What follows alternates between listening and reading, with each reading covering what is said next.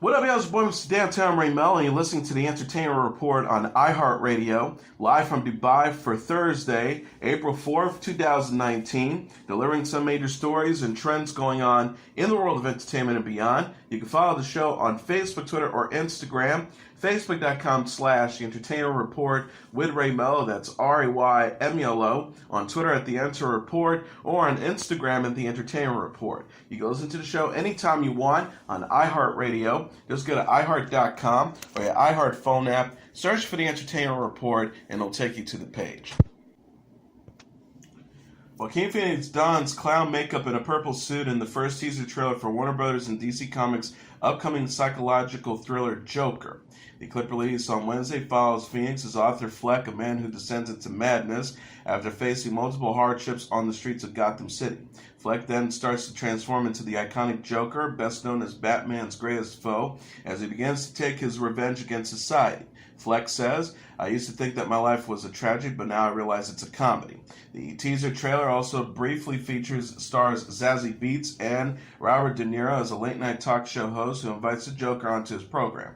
Joker, directed by Todd Phillips, is set to arrive in theaters on October 4th. Mark Maron, Bill Camp, Francis Conroy, Brett Cullen, Glenn Flesher, Douglas Hodge, Josh Page, and Shea Wickham are also set to star in the movie.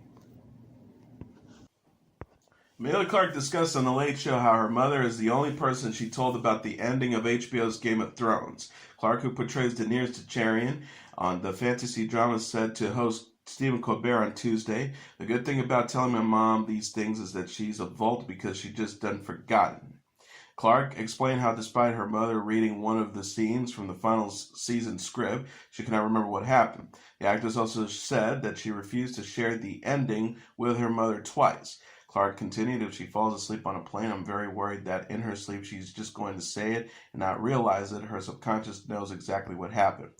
Clarke's comments comes after her fellow Game of Thrones star Sophie Turner said that her fiancé Joe Jonas is signed to a non-disclosure agreement with HBO after the singer figured out how the series ends while visiting the set.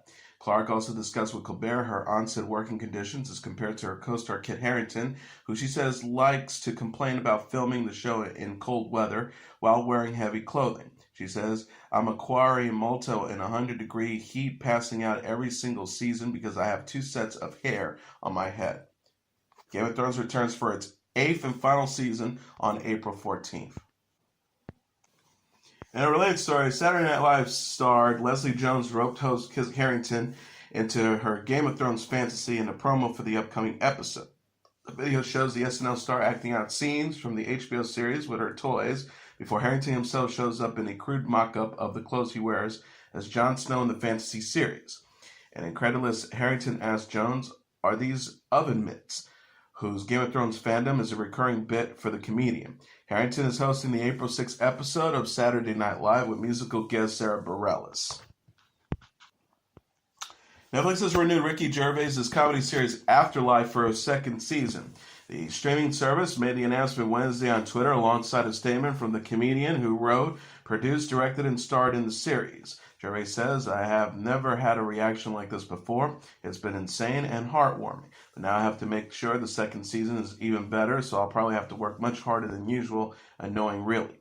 The synopsis reads, after contemplating taking his own life, he decides instead to live long enough to punish the world by saying and doing whatever he likes from now on. He thinks it's like a superpower or not caring about himself or anyone else, but it turns out to be tricky when everyone is trying to save the nice guy that they used to know. Afterlife Season 1 debuted on Netflix in March. The show follows Gervais's Tony, a man whose perfect life is turned upside down following the sudden death of his wife.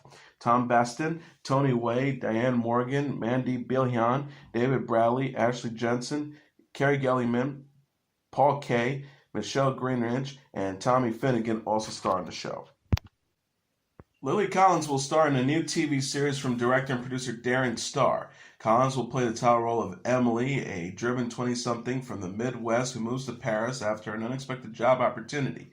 She will also produce the show with Star. Collins said in a statement to be not only starring in a TV show created by Darren, but also producing it with him and the Paramount Network is a real pinch-me moment. What an absolute dream project. Collins also shared the news in an Instagram post Wednesday.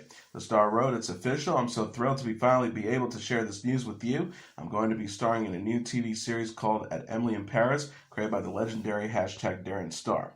She also added, "Explain with excitement, as I will not only be starring in it, but this is also the first project I get to be a producer on. Can't wait for you all to be part of this show every step of the way."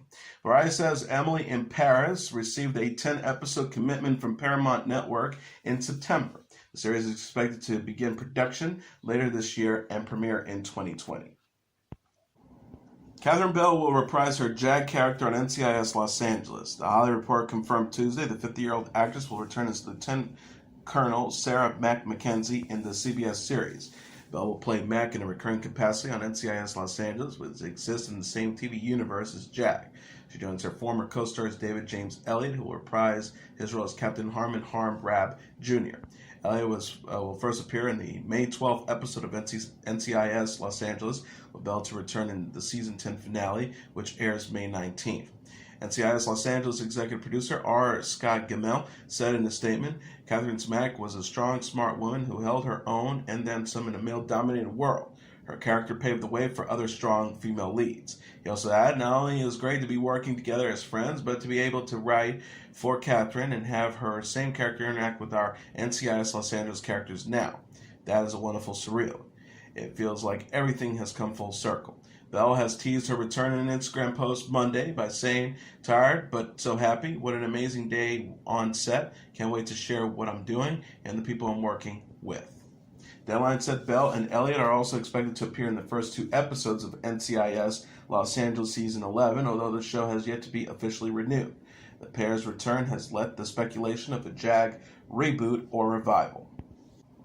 Ben Platt joined forces with James Corden to act out the lifelong story of 2 best friends using songs from Adele and the Beatles on The Late Late Show. The performance-styled soundtrack to a bromance featured the actor and late-night host on Tuesday exploring a friendship using 9 different sets and 12 curated songs. Platt, best known for starring in the Broadway play Dear Evan Hansen, performed with Corden classic songs such as Graduation by Vitamin C, as the pair graduated from high school, 9 to 5 by Dolly Parton as Platt started working in an office, and All by Myself by Eric Carmen as Platt pleaded for Corden to be a better friend.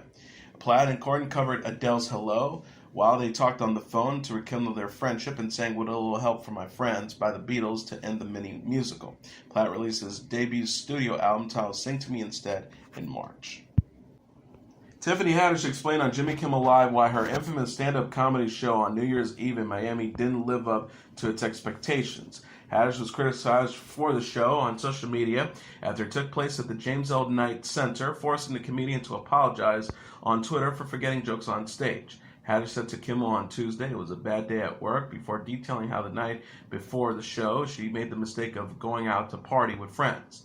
Haddish joked about her wild night out. "I danced all night. I drank more than I've ever drank in my entire life. My kidneys fell out. I woke up. I thought I was dead." Haddish, after stating how it felt like her soul had left her body when she got on stage, said that she would be returning to Miami in the summer to make up for the failed appearance. Any fans who presented a ticket from the New Year's Eve performance will be let in for free, with additional proceeds from the show set to go towards charity. Haddish can be seen in Season 2 of TBS's The Last OG alongside Tracy Morgan.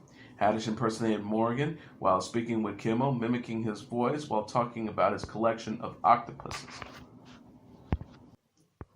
Kathie Lee Gifford will pursue her film career following her exit from Today. The 65-year-old television personality said on Tuesday's episode of The Tonight Show starring Jimmy Fallon she's having the time of her life as a screenwriter and director. Gifford explained how her husband, Frank Gifford's death in August 2015 and her mom, Joan Epstein's death in September 2017 spurred her to pursue her dreams. She told host Jimmy Fallon, "I'm in a state that I've never dreamt I would be. I'm a widow, I'm an orphan, and I'm an empty nester. For the first time in my life, I have the time and the means to go and do anything I want to do." Gifford says her interest in film dates back to her childhood when she wrote Walt Disney a letter. She went on to work with ABC, hosted Live with Regis and Kathie Lee, and worked on the Disney Channel projects.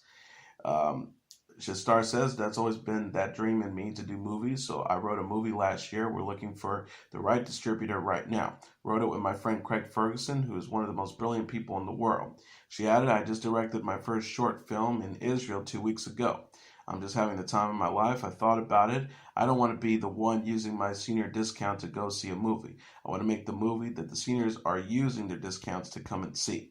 Gifford announced in December she will leave Today in April after 11 years of co-hosting the show's fourth hour with Hoda Kotb.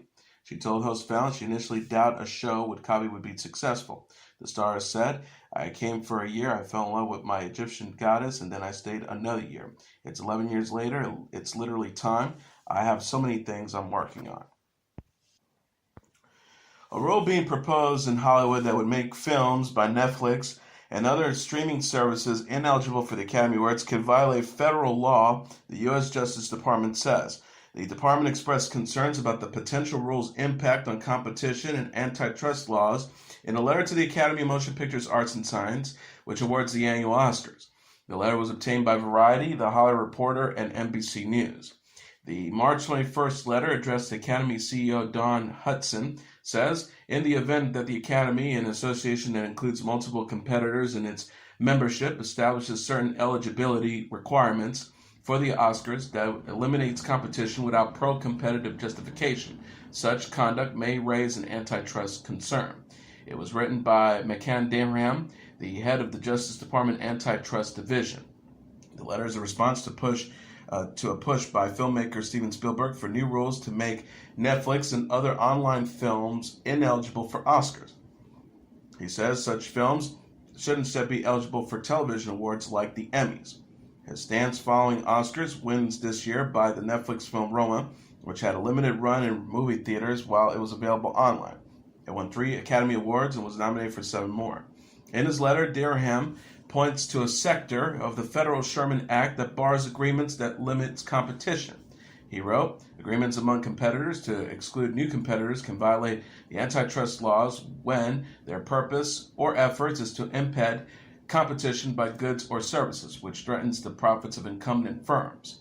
It also states if the Academy adopts a new rule to exclude certain types of films from eligibility for the Oscars, and that exclusion tends to diminish the excluded film's sales, that rule could therefore violate the law. An Academy representative said that its Board of Governors will meet April 23rd to discuss the potential rules change. Green Day's full-color book, Last of the American Girls, is set for release on October 29th, the band announced on Twitter. Last of the American Girls, based on Green Day's 2010 single of the same name, is co-authored and illustrated by artist Frank Caruso. The book is being published by HarperCollins. The Green Day released artwork for the book on Tuesday, featuring a woman who has painted a giant X using the colors of the American flags. The synopsis reads, the band has long been ahead of its time, and Last of the American Girls is a testament to their vision. Released in 2010, the song is about a spirited nonconformist young woman named Gloria, embodies today's cultural zeitgeist, and is a salute and tribute to female empowerment and individuality. It continues by saying, celebrating true rebel girls who push back, girls who use their voice, girls who say no. Last of the American Girls take on both the establishment and the upwardly mobile, espousing an infectious spirit that has never been more relevant. The Backstreet Boys have tapped Brian Littrell's son to open for them on tour. Bailey Littrell, 16, confirmed in an Instagram post Wednesday he will join the boy band on its upcoming DNA tour. He wrote, I'm so excited to announce I'm joining at the Backstreet Boys on the road for the #DNA World Tour, the North American leg.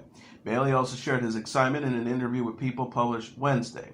He told the magazine, since I was 6 years old, my dream has always been to go on tour. I want to do what my dad did. Bailey is an aspiring country music singer who released the single Don't Knock It in November. He will release his debut studio album over the summer. The teenager said, referencing to Littrell and mom Leanne, we've been developing this for the past years, and my parents have been with me every step of the way. He teased, fans can expect something very personal. This is everything I grew up on. Everything is relatable. That's what we wanted. The Backstreet Boys announced its DNA tour in November. The group kicks off the North American leg July 12th in Washington, D.C., and will bring the venture to a close on September 15th in Newark, New Jersey. And here are the top 10 songs on the Billboard Hot 100 singles charts for the week of April 6th. Number 10, Lady Gaga and Bradley Cooper with Shallow. Number 9, Jonas Brothers with Sucker. Number 8, Blueface with Tatiana. Number 7, J. Cole with Middle Child. Number 6, Marshmello and Bastille with Happier. Number 5, Cardi B and Bruno Mars with Please Me. Number 4, Halsey with Without Me. Number 3, Post Malone and Swally with Sunflower. Number 2, Post Malone with Wow. And the number 1 song on the Billboard Hot 100 single charts for the week of April 6, Ariana Grande with 7 Rings.